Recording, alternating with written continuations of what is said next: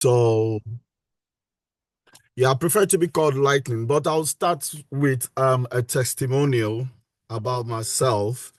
Um I'm originally an architect and I have practiced for quite a bit as an architect. So came to the UK and sometimes the normal thing that happened, and I was trying to look for a career, probably to continue with my architecture, but then I made some inquiries and it wasn't too favorably to me. So like I was like, what should I do now?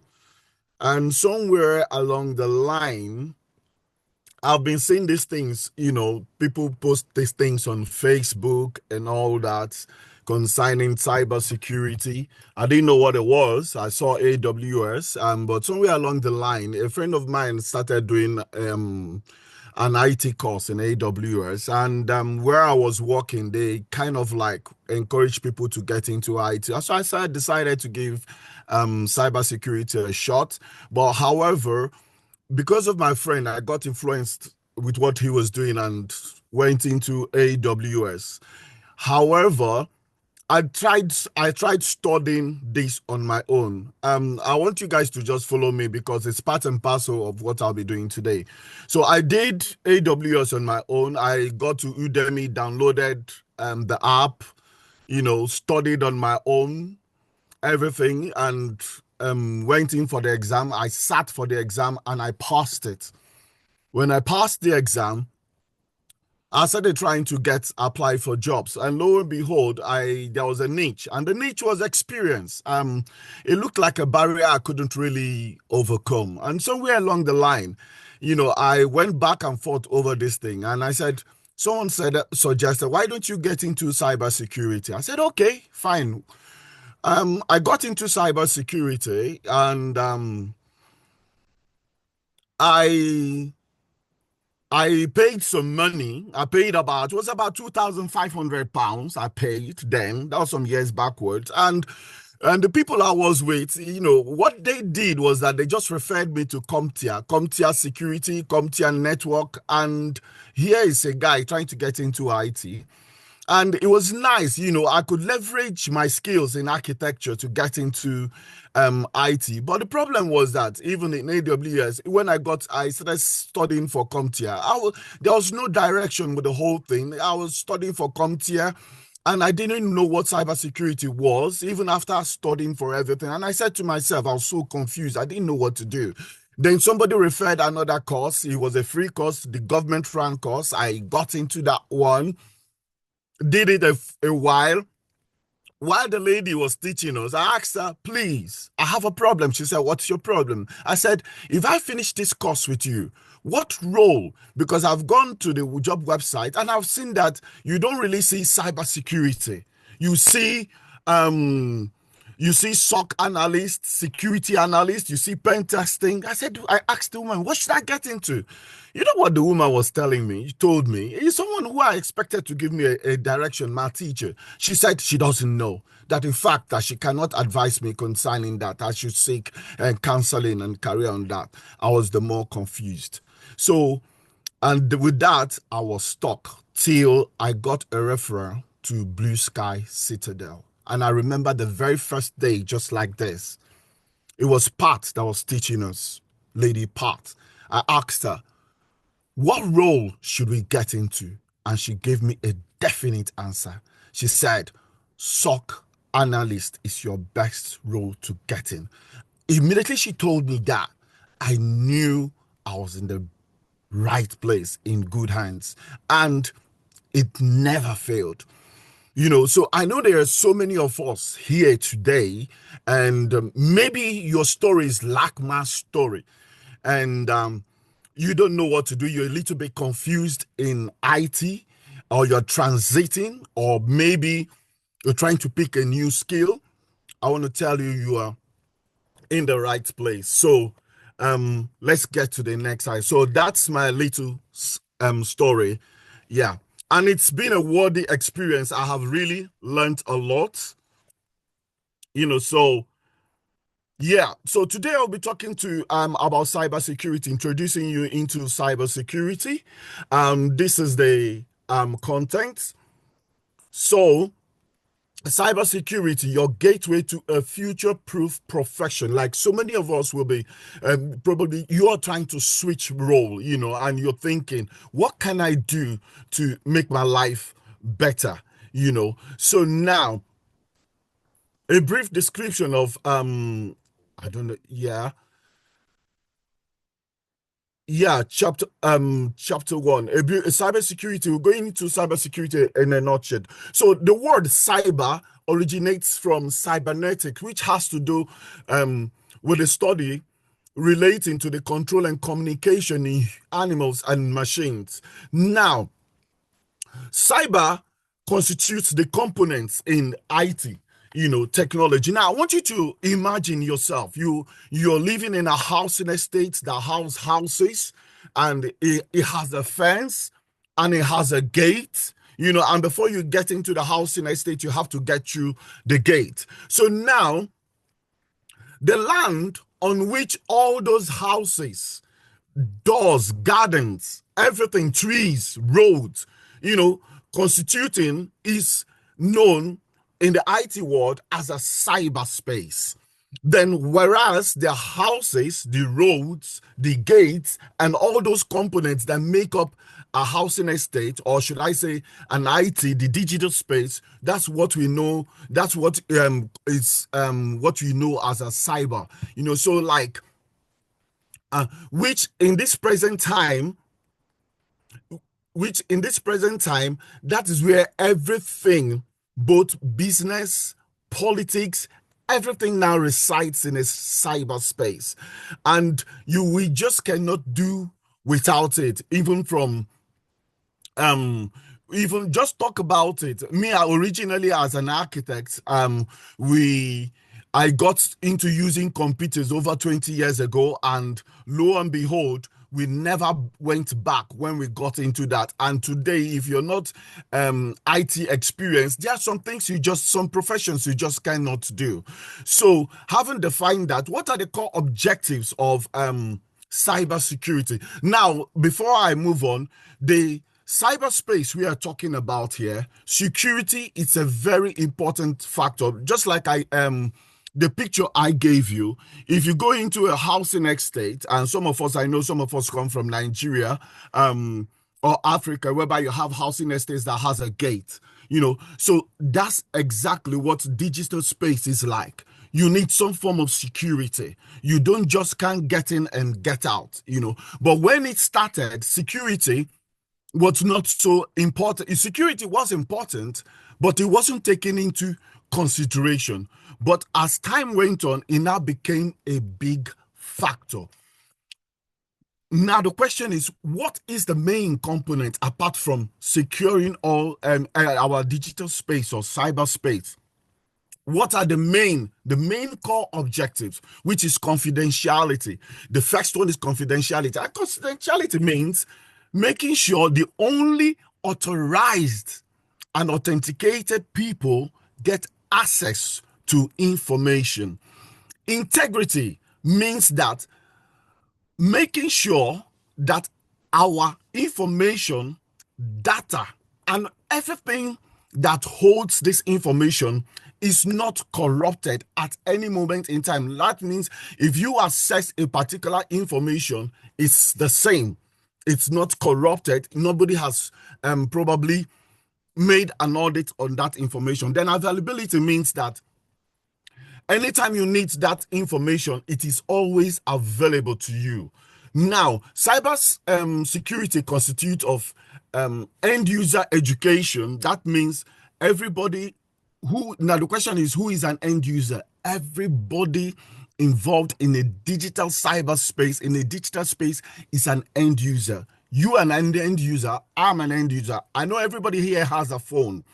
Most people here have laptops. So if you have all these things and you get connected into the internet to conduct anything at each point in time, you are an end user. end device security means your phones, your laptop, whatsoever thing you're using connecting to into the internet is an end device.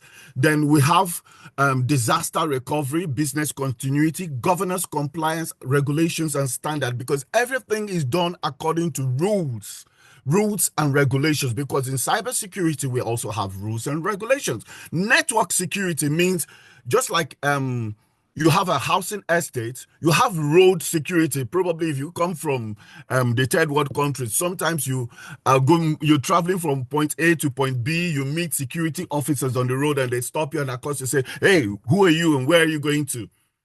Show me your particulars. That kind of thing. We do also have it in cybersecurity here. There's application security, information security, operational security.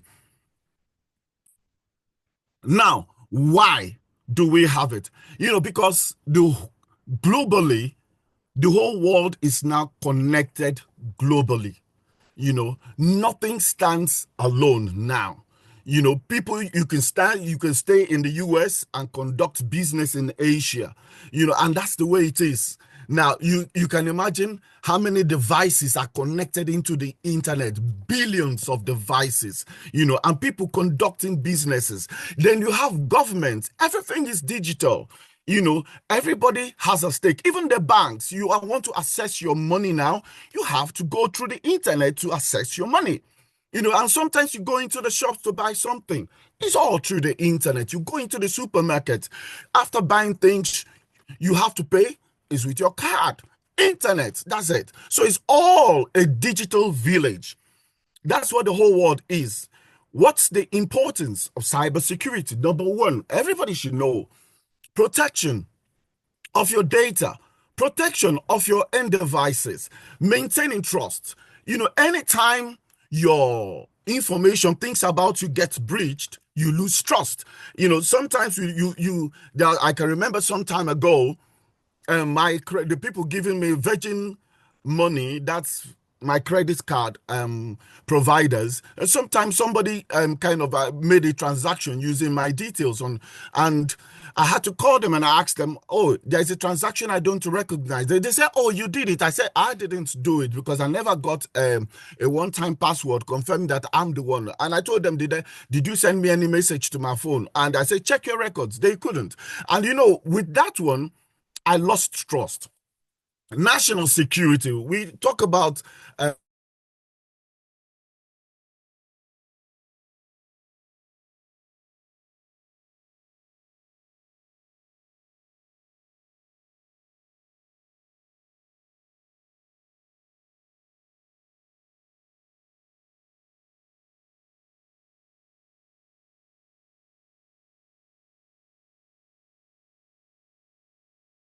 billions and trillions of dollars.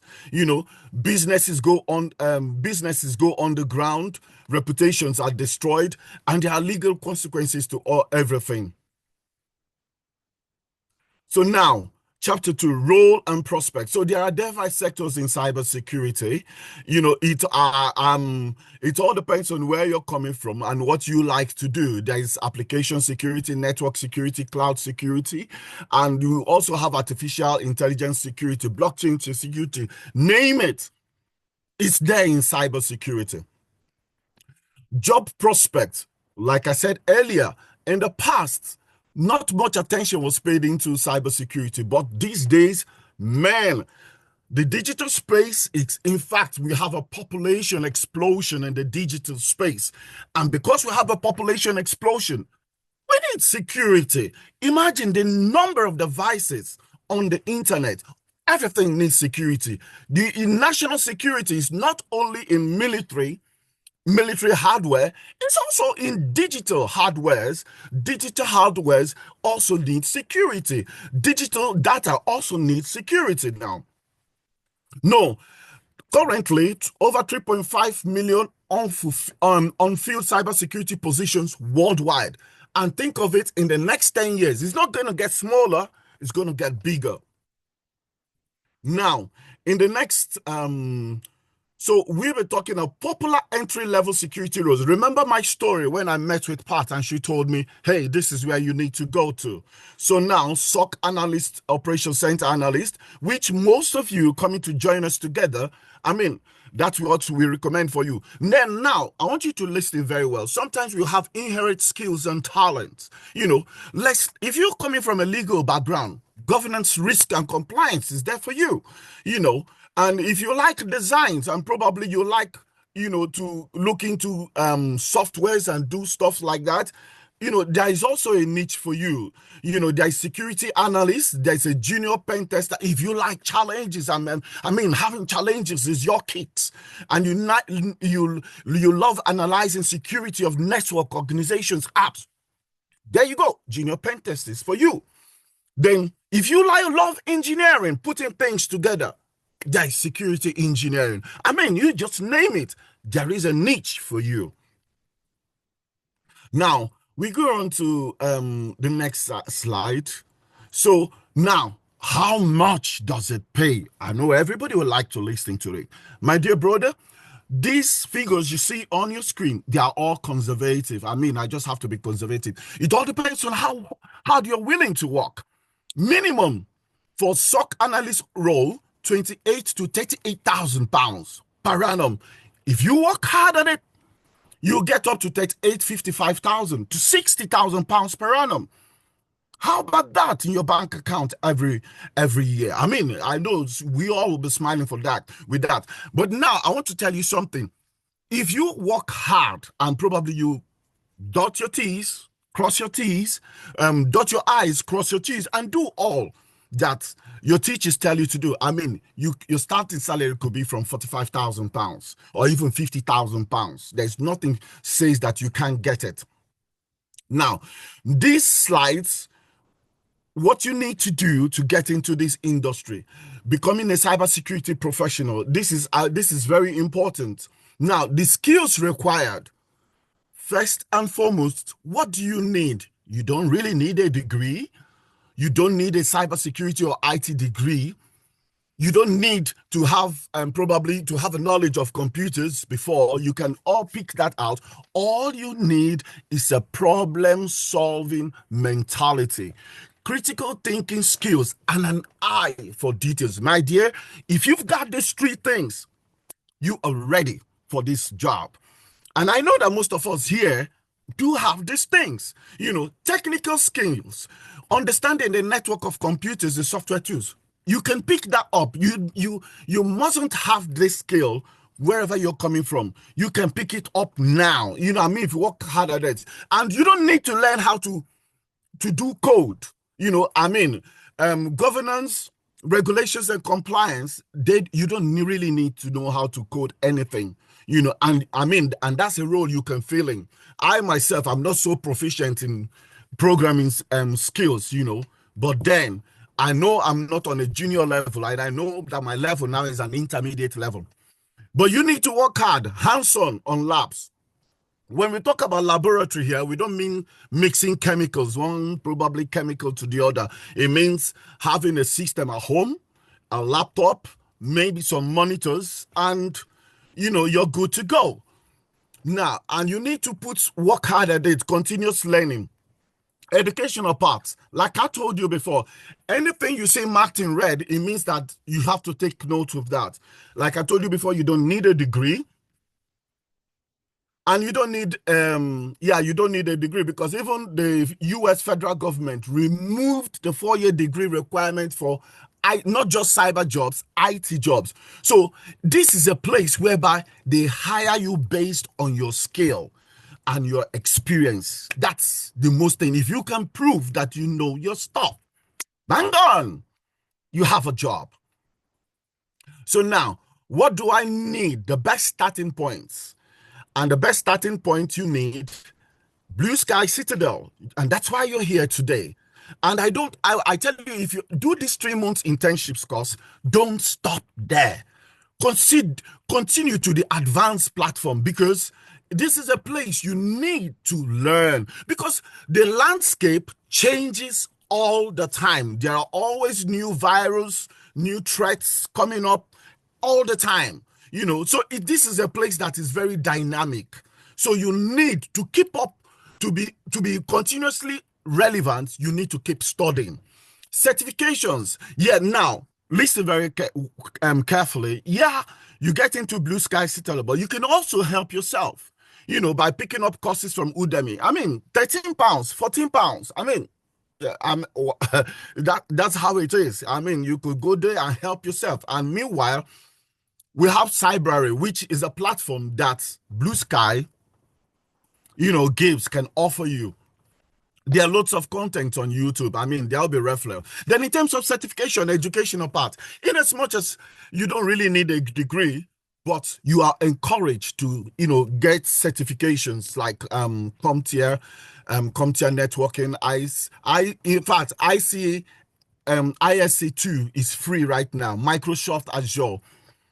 Then you need to stick to your pals, your buddies. Here we have buddies, we have mentors, you have teachers, and you have your colleagues. It's a nice place, beautiful place. Everybody's willing to help. Everybody's willing to help. What do you need? You need a laptop. You can start with any laptop you have, but as time goes on, you need to upgrade because you'll be setting up a virtual environment, a virtual lab. And for setting up a virtual lab, you need a minimum of 16 GB RAM. That's what you need. But you can start because we would not start you with a virtual lab or things that you need a virtual lab for. Then you need probably additional monitor, not probably, to make things easy for you. You need monitor and external mobile hard disk storage. £34 in Amazon, £34, £50 at the most in Amazon. Yeah, you get that, And if you're switching careers, you need analytical skills too. So gaining employment in cybersecurity, you need to build experience. Now, BlueSky Citadel is fantastic, is that because we give you work-based experience. It's like on-the-job experience. So by the time you do 3 months with us, you can say you know what to do when you get employed. You cannot say you don't know what to do. And when from there you proceed to the advanced level, you know what to do because that's what happens here. We give you hands-on projects and labs, practical experiences, Apart from that, there is a network of mentors, buddies, your colleagues. And there are also referral to other platforms like currently we have a referral to a cloud platform called ABC Clouds, where we do some hands-on stuff, learning, Microsoft Azure, Microsoft Cloud provided services, Then secondly, my boss, Deji, will always emphasize, because in the next few weeks, he's going to tell you, do an assignment on buzzwords, because in IT, you need to speak the language. Cybersecurity has a language. You need to learn how to speak it. Just name the IT sector. There is a language. The certifications, I've made mention of that. And now, very important, portfolio. You will hear Deji and Lady Pat tell you, prepare slides, because you're going to you're going to do projects and you're going to be in a group doing projects. And they're going to say, prepare slides. You're going to do sprints and they're going to tell you, prepare slides. And Deji will always tell you, prepare these slides, document it, and take a link of these slides and put in your LinkedIn profile. Very important, because that's what those who will be employing you, that's what they want to see. And that's by the time they get to your profile, they'll be reading about you and the reading of the stuff that you have done. And that's how they get to know that, look, you are proficient. And that's portfolio development is very important, here. Then there's also interview, because BlueSky Citadel will not leave you. They'll also guide you on how to write a CV and how prepare you for interviews, and you will even do mock interviews, and they'll even encourage and tell you where to go to apply for jobs. And just in case, and probably you are called upon for interview, BlueSky Citadel will walk you through preparing you for that interview. So this is a place whereby you will never be left alone. So digital tech homes, This, like I said, this is a landscape that changes all the time. So you need to keep abreast. So you need to stay informed. And one good thing to stay informed and, to get the vibes of cybersecurity, you need podcasts. Listening to podcasts. My favorite one by Jack Rhysider is Darknet Diaries. It's very entertaining. Cyberwire Daily gives you daily podcast news every day of what happens in the security world. It's another good one. Security now is another good one. Then now, just like I said, you need to keep updated. You need to read, you need to do a lot of reading. And these are all sites you can go and read. These are all government regulatory standard sites whereby whatsoever they tell you read here, that is what is applicable in the industry. Yeah. Then the gains and the pleasures of cybersecurity. Well, continuous learning, solving. There's this joy and satisfaction you get when you solve problems. I mean, when you meet people's needs, and probably like a company has been taken down, and you come to the rescue of that company and get them, restore them back to business, and you close up any loopholes that have been in that organization. There's that joy that it gives, that you're helping people, because this is a work of humanity, protecting people's data, information, because people commit suicide when they lose their business, when their information about them is being stolen. People commit suicide for real, and besides, there's opportunity for growth and specialization. This is something you can do even into your 70s. You can do it into your 70s, and the pay is good, and you also have job security. No AI in this place, in this field, is going to take your job. Then there are emerging trends like AI, machine learning, cybersecurity. I mean, you get on the trend and do all this. There's cloud. Everybody's moving on to the cloud. Let me just tell you something. Cybersecurity covers both remote location and the cloud.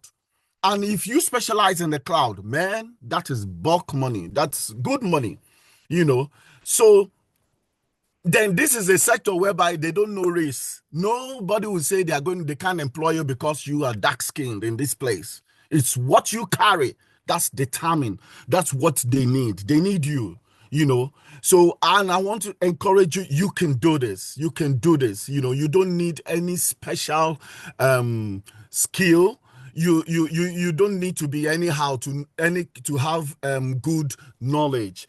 And like I have said, here at Blue Sky, from the fundamentals, we hold your hands just like parents hold the hands of their children onto maturity, to the advanced stage. You have work-based experience, professional CV guide, to produce a professional CV. We help you build a professional portfolio, professional reference. And, I never said that. When you get a job, BlueSky Citadel, so long as you remain with them, even in the advanced, you will get professional reference. And most of the jobs you'll be doing here they are all project based. And besides, in the advanced section, what you do are actually people's jobs. People's jobs. It is not practice. It's not like you're doing one practical that somebody doesn't need.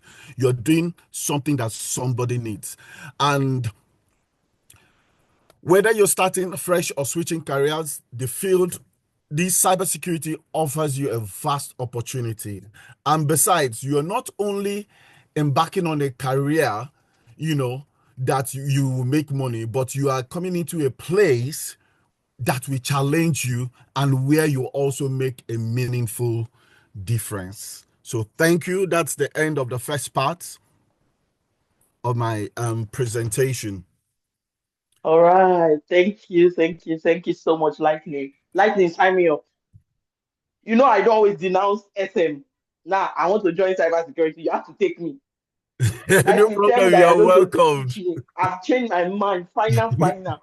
The only course I will not go for is that Q. That Q way that they did there, I will not do it. But you see this cyber, I'm signing up straight away. Really, really. Thank you so much for this introduction. I think everybody has a basic understanding of what cybersecurity entails now.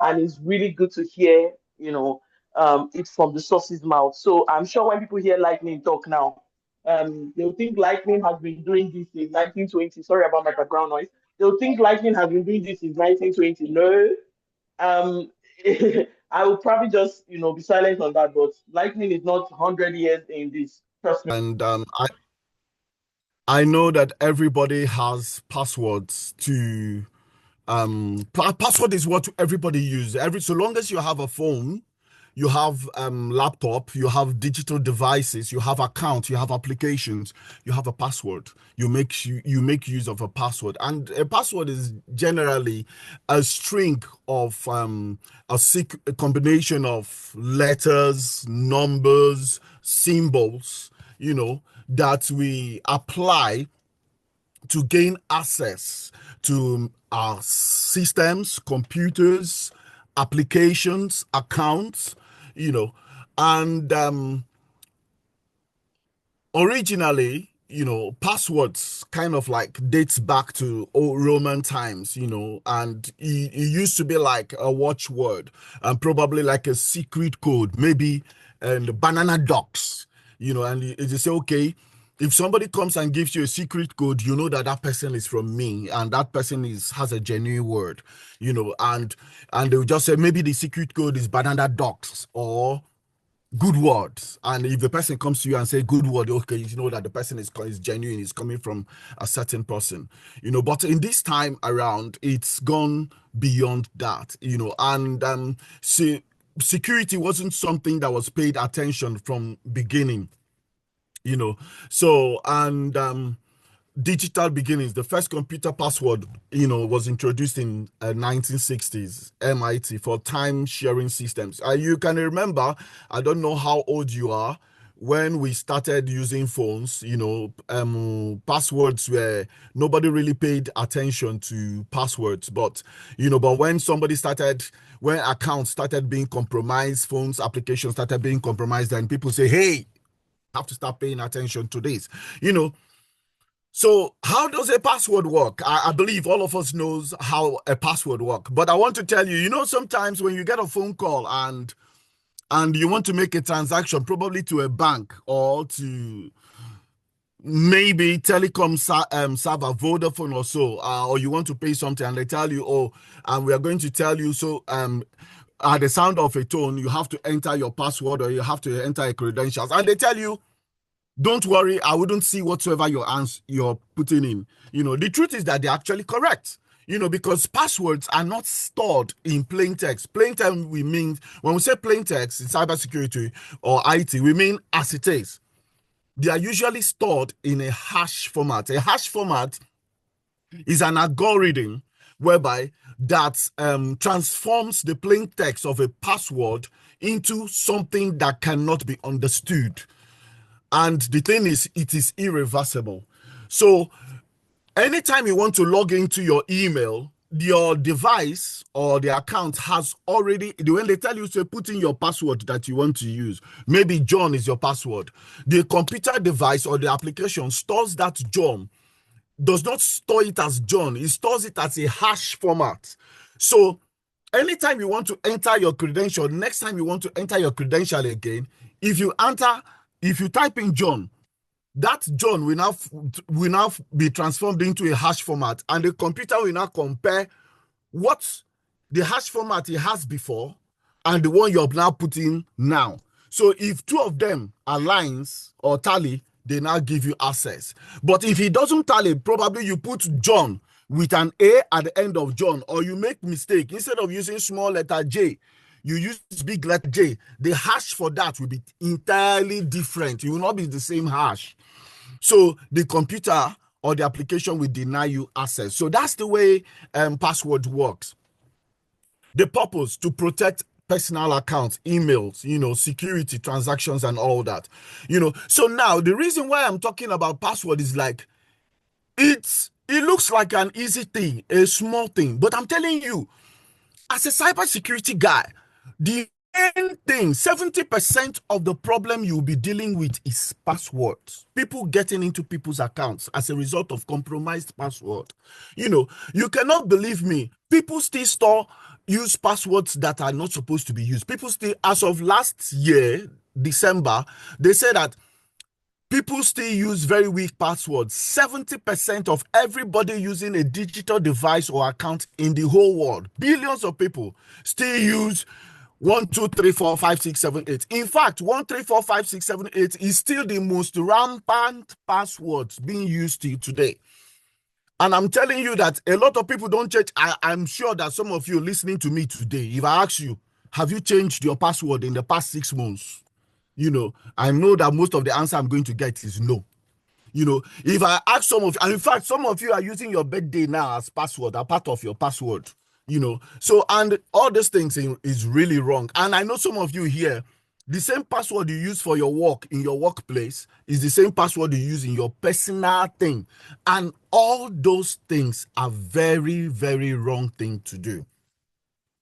So I've talked about use cases of password, email accounts, social media accounts, Facebook accounts, online accounts. That's how come a lot of people are being hacked. They're not being hacked because they are using good good password. A lot of people are being hacked because they're using wrong passwords.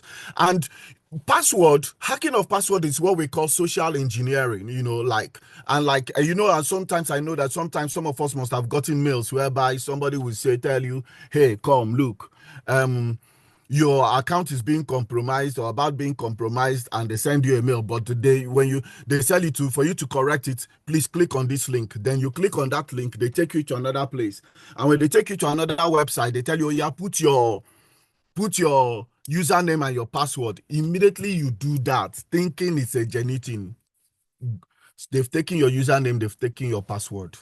And because people use same password for every application, they go to Google, they know your name definitely. They will now use your name to manufacture one email address, and they now put the password they've got, and voila, they've entered your account. And that's what is being done. So that's the consequences of weak passwords. And I've talked about people repeating the same passwords. So I've talked about phishing. That is when people send you a scam email trying to get your password. That's what we call phishing. Then now, there's what we call brute force attack, dictionary attack. There's in some, I think about 10 years ago or 15 years ago, some people now, hacked a particular website, and they got about 15 to 16 million password, which they published online. And that is called 𝐂𝐎𝐍𝐍𝐄𝐂𝐓. You can Google it. So that's what some of these hackers, they use, to hack into accounts. And today, that password list that started with 16 million has been updated. So right now, there's 𝐂𝐿𝐍𝐍𝐄𝐂𝐓 containing about, can somebody guess how many passwords they now have? Common passwords in the world. Can anybody help me with the number? Hello? Hello? 5 billion. Wow, I am impressed. Ayodeji, that is fantastic. I am impressed. You will make a good cybersecurity guy. If you're not doing cybersecurity, I recommend you for that. Any other person? Any other person? I'll say 2 billion. Wow, that's fantastic. Yeah, but not there. 1 trillion. Huh? 1 trillion. No, 1 trillion. No, that's too far. Okay, let's move forward. It's actually 10 billion. 10 billion. So you can see how vulnerable a lot of accounts are. So simple solution in strengthening passwords, use complex combination of letters, numbers, and symbols, minimum of 12 characters. And change your passwords regularly, and also use password managers. We'll get into that in a bit. So now the thing, I have to say this right now, what is being encouraged is a switch from passwords into non-passwords. They are looking for a way to phase that out. But what is on the ground now is multi-factor authentication. I know that a lot of times when you want to log into an app, they tell you, we are going to send you a secret code to your phone number, or to your email. And when they send you that secret code, they now tell you, when we send it, enter it into this place. And once you do it and you enter it, and they said, okay, that is the second tier of authentication that they use. Now, that is, if you have experienced that, that is actually multi-factor authentication. So that is what everybody is using now. There is a hardware bit of it, and there is a software aspect of it, which you'll be going home today with a homework. And the homework will be downloading. You go online and download a software, an MFA software. And the one you download is Microsoft Authenticator. You will set it up on your phone, and you will now configure it in such a way that you use it to log into your application, into your apps. Then you have biometric. Biometric, I believe everybody should know it, fingerprint and facial recognition, and unique biological traits for verifications.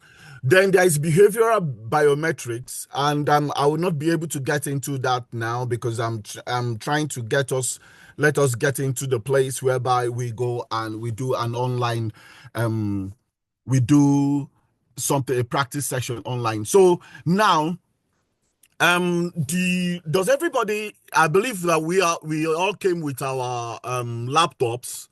So, can everybody see this screen, my screen now? Hello? Yes, we can. Yes. Okay, on lab 1, let us quickly, we have 3 alternatives. You have www.passwordmonster.com. Then you have the next link, how secure is my password, strength checker. Just type it and go to the website. Let us just do a little game.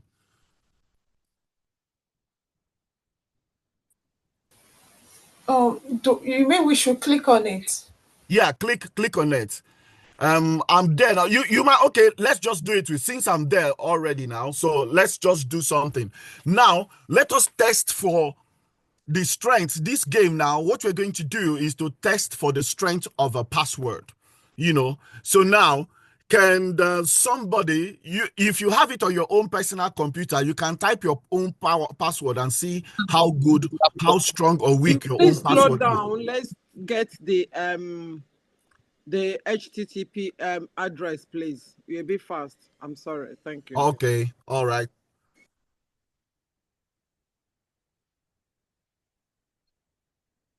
If you've gotten it, just tell me.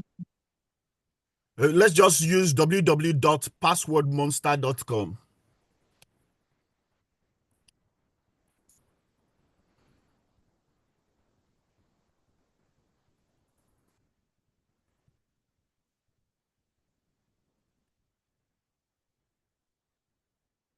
Are we there yet? Hello? Don't worry. Yeah, if you're not there, since we are doing it together, I want us to do this one together, So let us just type. So now somebody give me a password. Let us start with, simple passwords. Just give me a password. A password you think that is a common password that people use. Is it numbers or?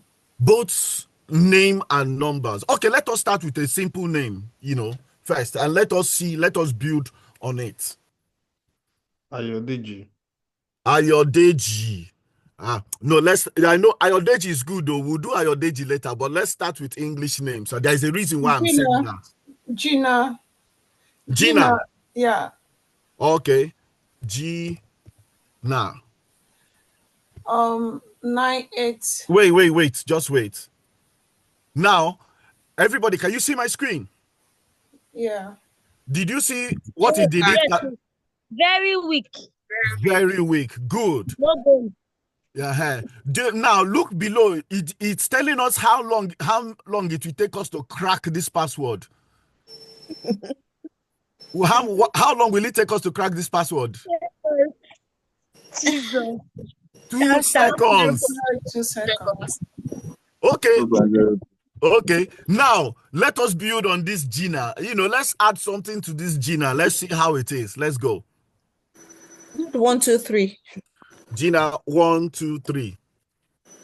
Do you see it? What is it saying? Is this password, is it strong or still weak? Very weak. Very weak. Then how long will it take to crack this password? 13 seconds. 13 seconds.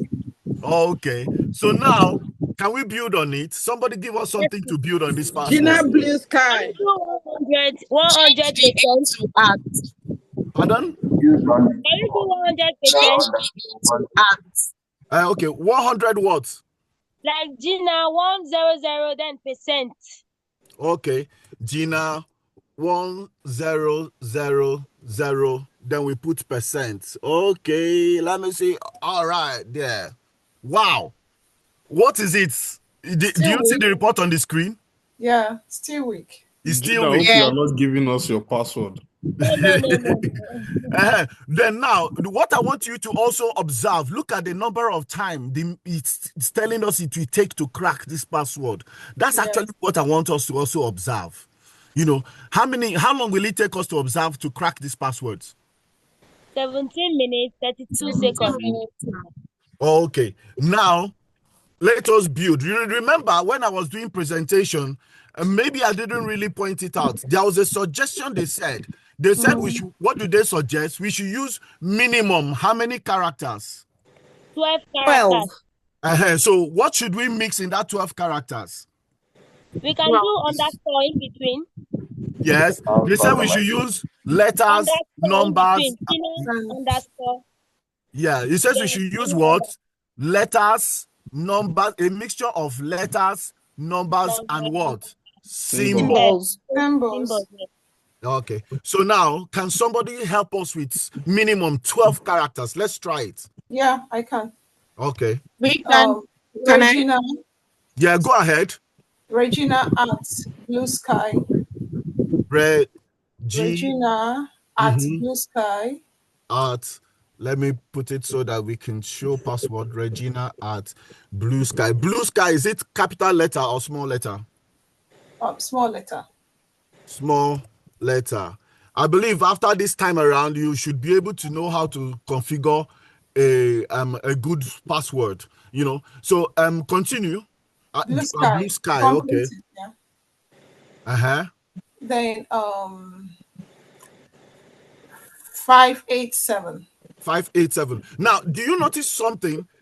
Yeah. Have you seen the color has changed? Yes. So which means if you stop here, it is even a stronger password than when you say when you make it kind of like when you make it BlueSky.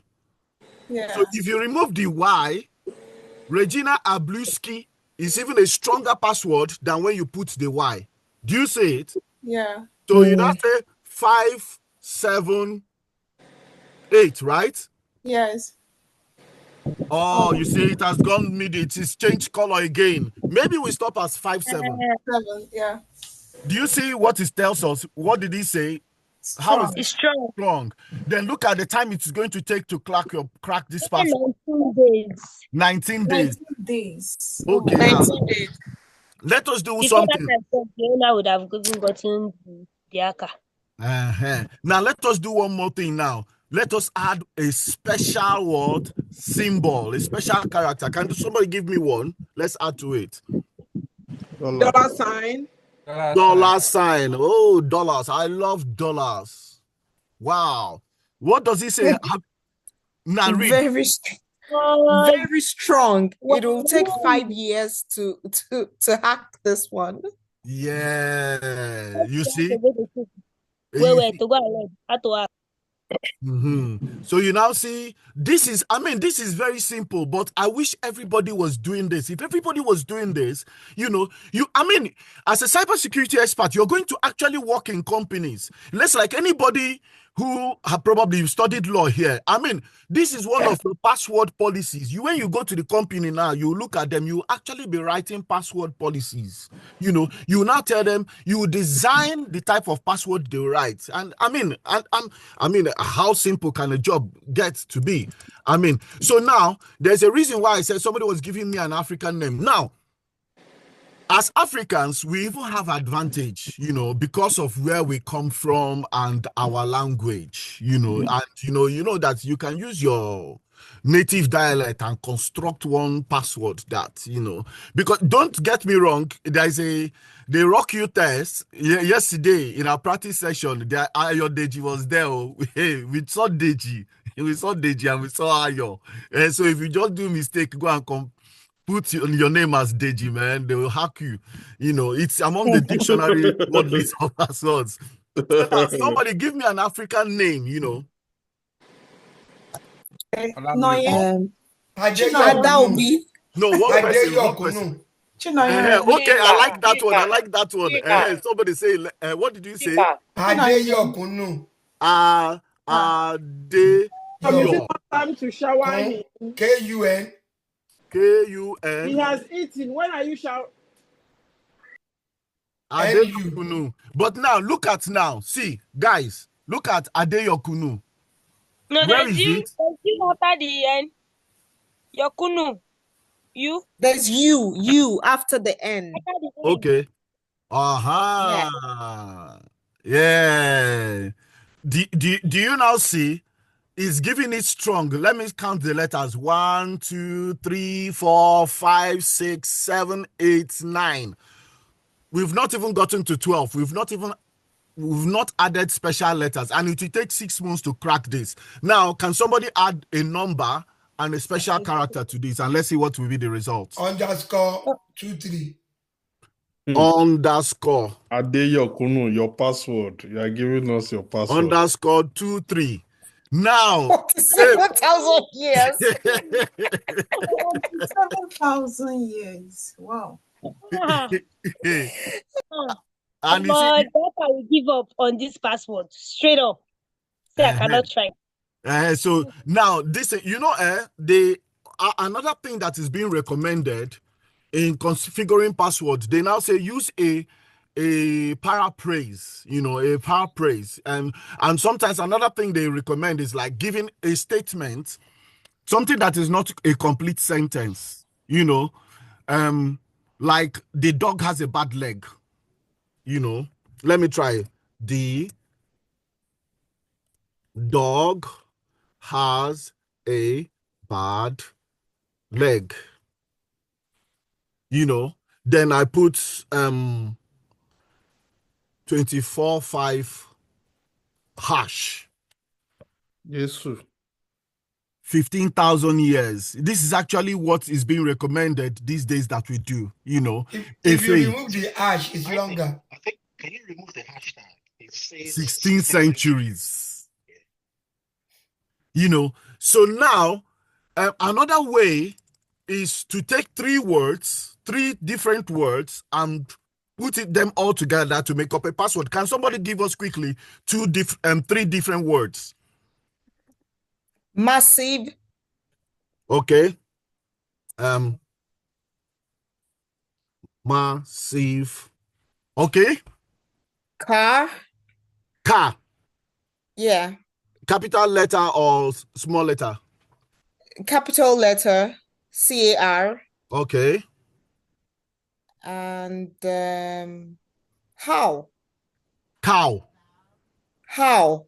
HOW. HOWU. Man, it's still weak. Do you know why it is It's weak? still weak. Why? You're using common words. You're using easy to guess words. Use Latin word. You know, so you don't need to use common words. You need to use words that are not easy to get, you know. Okay, so let's try gelatin. Okay, spell gelatin. GELATIN. No, G for goat. GELATIN. Okay.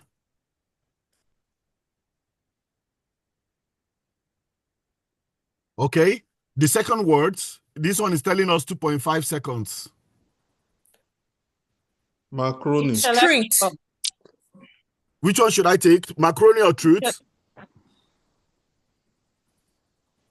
We'll be rounding up soon. Just quickly. Macaroni. Capital M. Yeah. Macaroni. Okay, so take it back to macaron Yeah. without I. Good. I love that. I love that. That is a security person in the making. I love that. You are smart to sense to notice that. Then we need one more word, special letter and number. Latin macaroni. Okay, so I will say something in Swedish. Okay. And I will say gota. So that's G. Okay. Oh no, then you're not going to have you don't have the special character on your keyboard, so it's going to be impossible. No, I have a special character on my speech. Okay. Let's probably you're talking about Swedish one. Just go on. So that's okay. So let's do hamper. H. Take away the G now. Ham. Mm-hmm. I've got a password given 11th century. HEM. PE. Okay. 34th centuries. Wow. That's good. So by the time we put numbers, 4 million years. 4 million years. 304 million. Yeah. So, well, with that, we come to the end of today's this thing. I hope you guys enjoyed it. I hope you learned a thing or two. Fantastic. Yeah, so very insightful. Thank you. Yeah, so I have a question. Namaste. Yeah, so just a minute. So you will go home. I will love you guys to go and do go and configure a password manager. You see this one, the lab 3 here is meant to be a lab 2 though. The www.bitwarden.com. It's free. Some password managers are not free, but this one is actually free. You know, just click on the personal aspect of one. It's free, and you can use it on your phone. Just configure it on your own and, you know, use it and see what it's like, you know, without it and using a password the way what life is like using a password manager and without a password manager. But the thing is, like, sometimes people are lazy, you know. It might be a little bit complicated, but it needs getting used to, you know. So this Bitwarden will manage all your passwords for every app on your phone or device. So go and try it out, and maybe next time we'll talk about it. So I'd wanted to give probably the password, the assignment of using an MFA on your device. But I think let's just do Bitwarden, a password manager, you know, then we'll take it from there. So with that, we come to the end of this session. So thank you very much, you know. So, yeah, this is the homework, but I think I've given you guys another homework. So thank you. That's the end today. So any questions? Yes, please. Yeah. You talked about a software one can download to use and lock up different accounts from different apps. So please, what's the name of the software? Yeah, that's the one I just told you, the Bitwarden. Okay, so this software, I think I've used it in the past. So I use it to lock up my app, especially my Facebook account. Okay. And then I lost the phone. I lost my phone and I tried to access my account. I couldn't. I was referred to that software to get a code from it. But there was no how to get it. So I don't know. Can it be manipulated? Can the password be manipulated? Because I ended up losing that account. I had to open a different. Okay, so now this is what anytime you run into such a situation, and when you use password managers, they will always demand that you have a chief password, and that password, you shouldn't forget it. You know, maybe you do that. Is not even advisable to write down passwords. Maybe you go and look for somewhere and write down that chief password, but it should be something that you can remember, you know. And they'll also advise you to also write down something that we can get you to always remember that password. You know, right now, if you go to that Bitwarden, and sometimes even if you forget it and you need to configure that you need, and you want to retrieve back your Bitwarden account, there's a process. It will tell you if you've forgotten your password, you should indicate you've forgotten it, and probably you tell you should put the email. You have to remember the email with which you registered that Bitwarden password, because if you don't remember the email, if you're somebody like me who has too many emails, and then you're making the thing a bit more difficult, but you have to remember the email. Once you remember the email, you can tell them, yes, this is the email with which I configured this password. Then they'll give you a link with which you will now reset the password, and they might even ask you that question, maybe that question that will get you to remember the password, so the answer to that question is something you also have to remember. So but then, yeah, if you do that, I mean, you get your account back, because to me, a lot of times I forget passwords. I mean, I have too many accounts, and sometimes at each particular point in time I have like 3 or 4 passwords that I'm using for my accounts, and sometimes I mix them up. But God so kind, I also, God so kind, there is also this thing that also helps you to recover accounts, to reset your passwords and recover accounts. So that's what I will advise you to do. And probably if you're setting up account passwords, I will tell you, there are some applications that are serious, and there are some that look like not so serious. Make sure the ones for your social media, because social media is very important, because a lot of times, like these stars, rock stars, big celebrity people, they hack them all the time, and because they hack them all the time is because they have one password, and that password, that's what they use for every account they have. And because they use that same password for every account they have, once they get their password, they are done. That's how come their pictures get leaked into the press. So it wasn't really like that. So I would advise, you look for your social media accounts, email accounts, and probably bank accounts. Your password should really be very strong. Do something that you can always remember and make it very, very strong. And don't use the same password for your workplace and your personal stuff. Don't use the same password. That is very bad practice. Yeah. I hope what I've answered helps, Sha. I just hope it helps. Yeah, thank you. You're welcome. Sorry, I have a question. This is Amelia. Okay. My question is this what is it called again? Is it bitwarden.com? Yeah. Yeah. How it works, is it like, do I have to download it on my phone? Then how does that affect my Facebook and other software accounts I have, other social media accounts I have? Sorry. Okay. So this is how it works. When you download it to your phone, it now, like the name is called a password manager, it will now manage your password, because you're not advised to use the same password for every account, so because you're using different passwords for all applications, accounts on your phone, and they know there is no less, like you have like 10 or 20 apps on your phone and you're using different passwords for all of them. They know it's difficult for you to remember all these things. So now what this password manager does is that, like Facebook, it will register Facebook in it and save the password to that Facebook. So each time you want to log into that Facebook, you're not going to log into Facebook directly.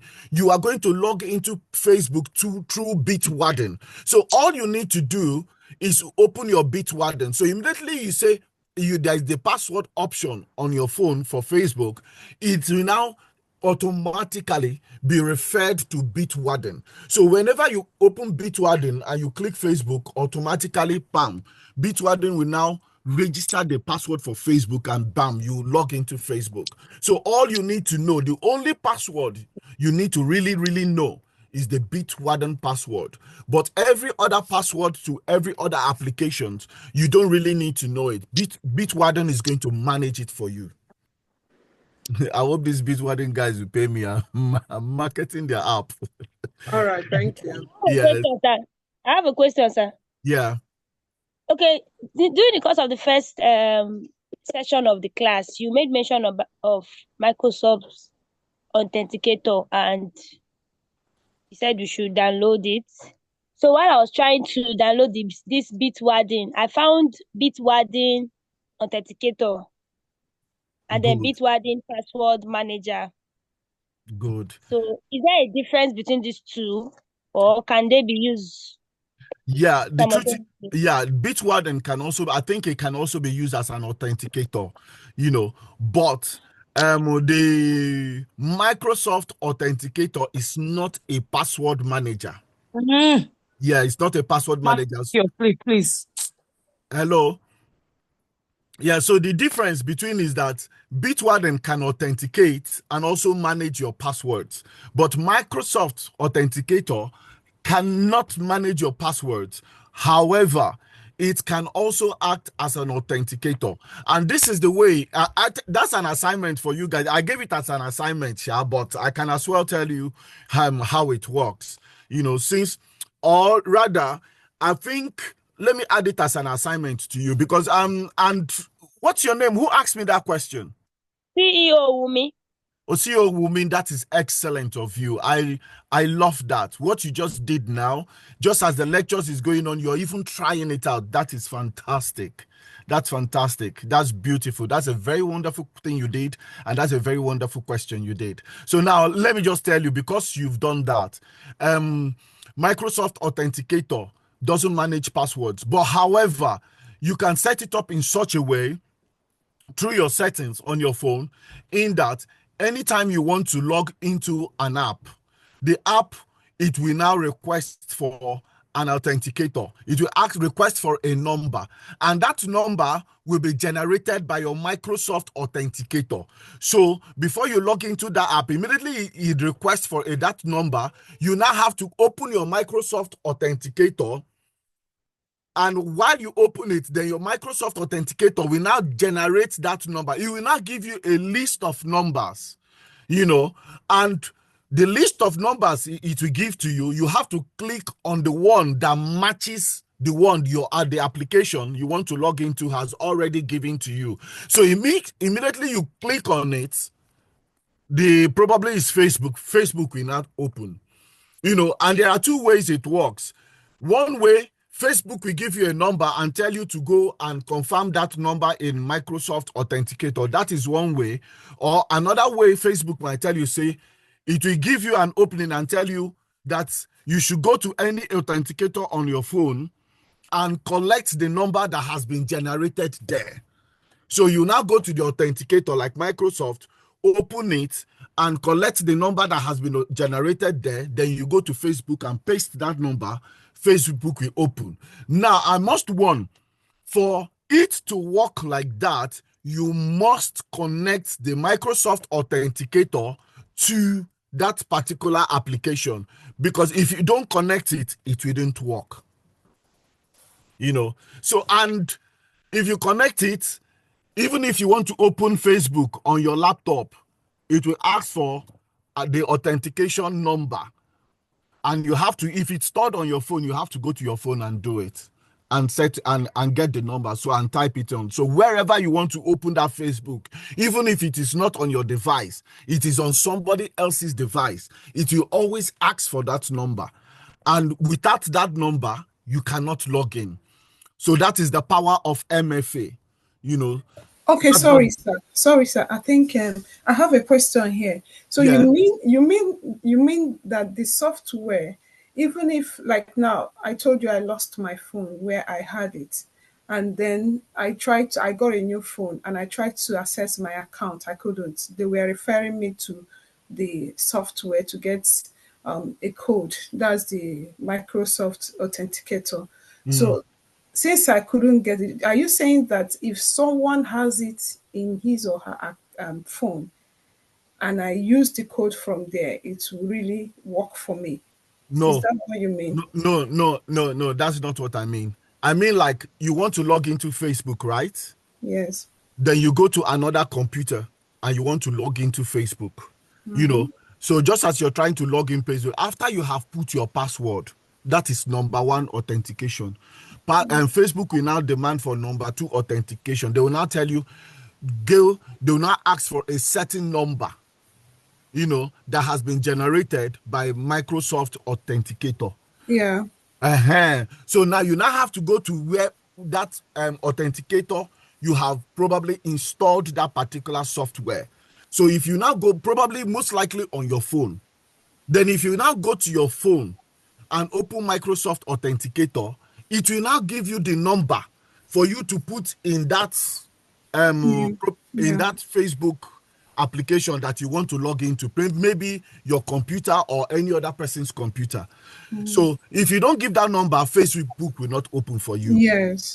But now the question you were asking, you said something, maybe what if you have lost your phone wherein you have the Microsoft Authenticator? Yeah. Now, in that case, it is easy. So long as you know the email with which you set up the Microsoft Authenticator, you know the email and the password. Of course, I lost the email too. All my accounts. If you lose the email, you lose the password, my dear. That is it. It might be very difficult for you to get logged in. You have to remember the email. Like I lost the email. I lost access to the email. You lost, but you can remember the email. Yes, I can remember the email address. But how about you don't know the password of the email? That's what I can tell now. No, but now there is always a provision for you to reset the password of the email. All you need to do is to try to log in that email and tell them you have forgotten your password. So when you reset the password of that email, you use the forgotten password option. It will allow you, enable you reset the password for the email. And once you get back into the email, then you can get back into the Microsoft Authenticator too. So, but however, what you mean is that when I get back my email account, when I recover my email account, so what do I do with the Microsoft Authenticator? Do I need to download the app and then I don't know, how do I go about it? You will download the app, then use your email to log back into the Microsoft Authenticator. So long as you know that this is the email with which I registered this Microsoft Authenticator, and you also know the password. All right. But if you don't forgotten the password, you also have to click the reset password option again. Yes, 𝐂𝐿𝐍𝐍𝐄𝐂𝐓. Sorry, please hold on. Hi guys. So I just wanted us to try and quickly wrap up so that we can keep within time. So we'll give 𝐂𝐿𝐍𝐍𝐄𝐓 the opportunity to speak, but let's do it within 1 minute so we can wrap up. We still want to make sure we finish at 11. So instead of general meeting staying up to a full hour, we'll make it 30 minutes. So let's wrap up quickly with 𝐂𝐿𝐍𝐍𝐄𝐓 so we can call it a day at least for cybersecurity. Yeah. Thank you. So 𝐂𝐿𝐍𝐍𝐄𝐓, you want to shoot? Thank you very much. Please, my question is about the password manager. You asked us that you told us that once you have the password to your password manager, then you don't need to remember most of the apps under the password manager. But my question is, can the password manager be hacked?